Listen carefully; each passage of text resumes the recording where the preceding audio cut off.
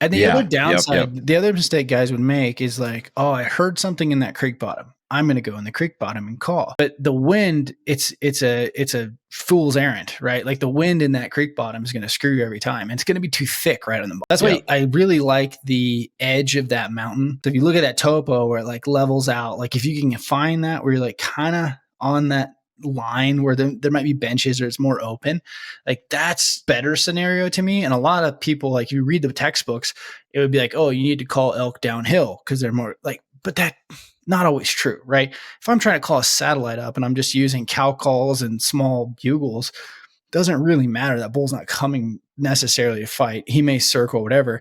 So don't always take that as like gospel or whatever that you have to call a bull downhill, because oftentimes I'd rather have the right wind and the right like not swirling, or I'm high enough that it's not swirling, and call that bull uphill and try to navigate that, because I can always make that last minute adjustment to get parallel with him, which is like now we're getting really 301. But the idea is like I think too many people want to go to that creek bottom, and the creek bottom is thick, it's brushy, it's nasty, and you can't win the wind. Like it's just going to be swirly down there.